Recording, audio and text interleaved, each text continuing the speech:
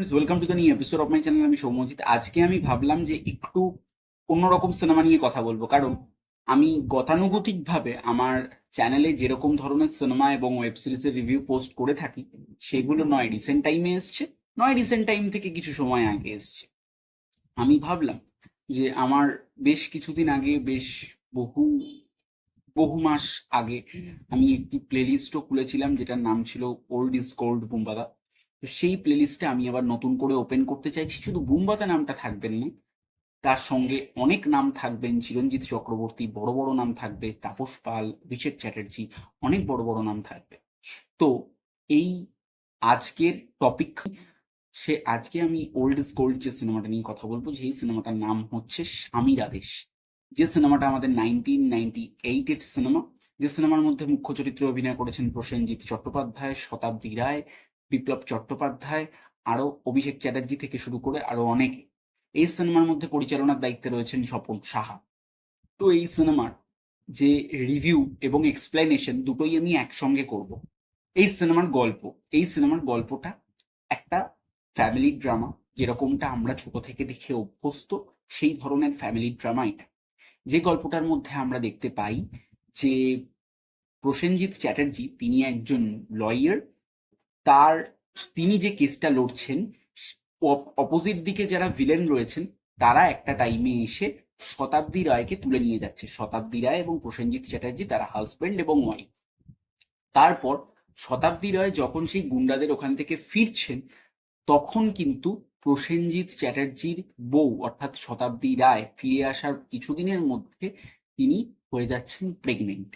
এবার প্রসেনজিৎ চট্টোপাধ্যায়ের ক্যারেক্টারের কাছে প্রসেনজিৎ চট্টোপাধ্যায়ের যিনি পিসিমা, তিনি তার কানে বিষমন্ত্র দেন যে তার বউয়ের পেটে যে বাচ্চাটি রয়েছে, সেই বাচ্চাটি কি সত্যি প্রসেনজিৎ চট্টোপাধ্যায়ের, নাকি ভিলেনরা যারা কিডন্যাপ করে নিয়ে গেছিল তাদের।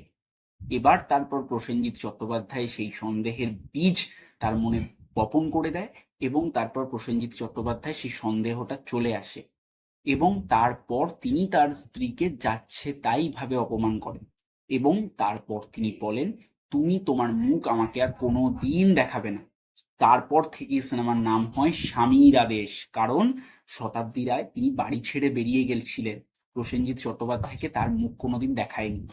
এবং তারপরে আরেকটা অ্যাঙ্গেল থাকে, শতাব্দী রায়ের যে মেয়ে, সে এবার বড় হয়ে যায়, সে বড় হয়ে ভালোবাসে অভিষেক চট্টোপাধ্যায়ের ক্যারেক্টারকে। এবং অভিষেক চট্টোপাধ্যায় সেই আমি প্রথমে বলেছিলাম যে ভিলেনরা তো নিয়ে গেছিল শতাব্দী রায়কে, সেই ভিলেন হচ্ছেন বিপ্লব চট্টোপাধ্যায়, তার ছেলে হচ্ছে অভিষেক চ্যাটার্জি। তো অভিষেক চ্যাটার্জির ক্যারেক্টারের সঙ্গে তার মানে অভিষেক চ্যাটার্জির ক্যারেক্টারের সঙ্গে শতাব্দী রায়ের মেয়ে, তাদের মধ্যে রিলেশনশিপ হয়। অভিষেক চ্যাটার্জি সেই মেয়েটিকে বিয়ে করে তার বাড়িতে নিয়ে আসে, কিন্তু শতাব্দী রায়ের যে মেয়ে, তিনি তার অভিষেক চ্যাটার্জির বাড়িতে এসে যেটা হয় যে অপমান সহ্য করছে, যেহেতু আহ, মানে অনেক পয়সা কড়ি খুব একটা নেই এরকম তার জন্য। তারপরে তারপরে যখন শতাব্দী রায়কে দেখেন বিপ্লব চট্টোপাধ্যায়, যে অ্যাকচুয়ালি যে তার পুত্রবধূ, তার মানে মা অর্থাৎ সব মানে শাশুড়ি অভিষেকের, সেটা হচ্ছেন শতাব্দী রায়। তারপর গল্পটা এমন একটা মোড় নেয় যেটা ব্যাপক। এবং এদিকে ওই মেয়েটি অর্থাৎ অভিষেক চ্যাটার্জির যে বউ, মানে শতাব্দী রায়ের যে মেয়ে, সে এবার দেখাশোনা করে প্রসেনজিৎ চ্যাটার্জির, কারণ প্রসেনজিৎ চ্যাটার্জির বয়স হয়ে গেছে। একদিনকে প্রসেনজিৎ চ্যাটার্জি কোর্টে যাওয়ার পথে তার শরীর খারাপ হয়, সে তখন তাকে দেখাশোনা করে এবং তাকে বলে ডাকে বাপি। তো অজান্তেই কিন্তু বাবা এবং মেয়ে, তাদের মধ্যে কিন্তু একটা ইকুয়েশন তৈরি হয়ে যায়, যেটা তারা দুজনে জানেও না। কে মানে মেয়েটির বাবা প্রসেনজিৎ, প্রসেনজিতের মেয়ে হচ্ছে মেয়েটি। এবং তারপরে যখন সেই মেয়েটি মানে শতাব্দী রায়কে গিয়ে বলে আমি এরকম একজন লোকের সেবা করি, তখন তো অনেকদিন অনেকদিন ধরে চেনে না। তারপরে গিয়ে তাদের দুজনের আবার দেখা হয়। শতাব্দী রায় প্রসেনজিৎ চ্যাটার্জিকে দেখে, প্রসেনজিৎ চ্যাটার্জি শতাব্দী রায়কে দেখে, দুজনের মধ্যে সমস্ত মান অভিমান ভেঙে যায়, এবং তারপর বিপ্লব চ্যাটার্জির ফাইনালি শাস্তি হয়। তো এইটা একটা দারুণ, একটা কঠোর, একটা ব্যাপক, একটা সুন্দর গল্প হচ্ছে স্বামীর আদেশ। আমার বেশ প্রিয় সিনেমা ছিল। ছিল কি আছে, ইনফ্যাক্ট এখনো আমি সিনেমাটা টিভিতে দিলে, আজকে থেকেই 3-4 দিন আগে টিভিতে দিয়েছিল, আমি হাঁ করে দেখছিলাম। অ্যাকচুয়ালি পুরোনো সিনেমার উপর আমার ভালোবাসা রয়েছে। এবার যদি আমি কথা বলি সিনেমার পজিটিভ দিক নেগেটিভ দিক নিয়ে, এবং এই ছবিটা কিন্তু ব্যবসায়িকভাবে খুব সফল একটা সিনেমা।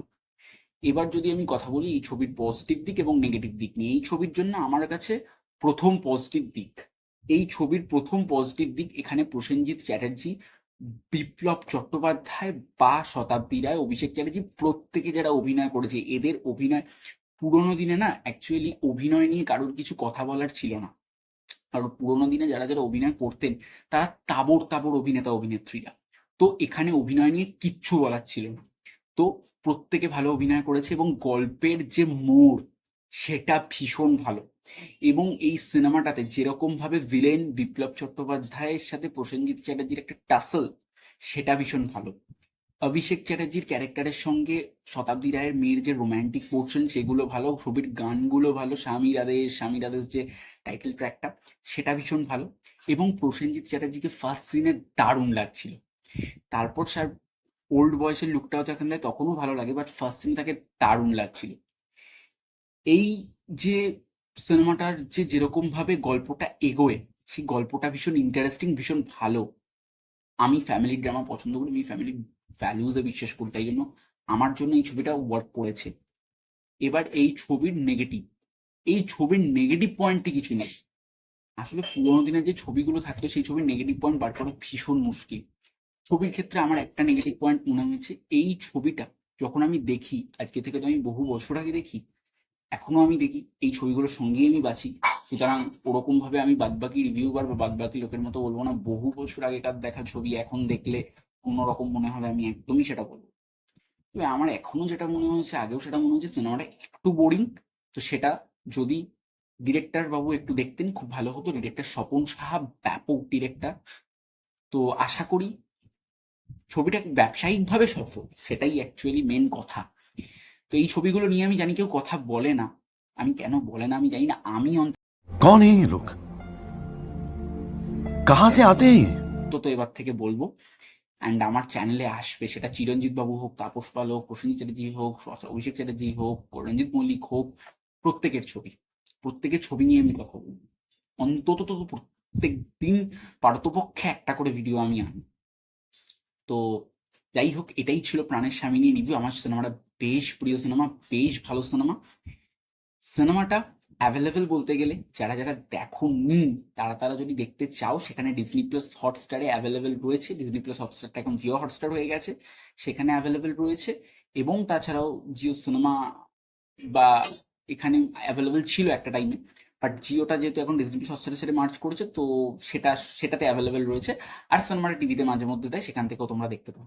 তো যাই হোক, এই ছিল আজকে আমার রিভিউ স্বামীর আদেশ নিয়ে, আমার ভীষণ প্রিয় সিনেমা।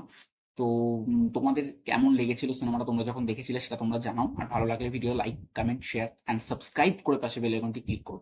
দেখা হচ্ছে পরবর্তী ভিডিও, ততক্ষণের জন্য সবাই ভালো থেকো, টাটা।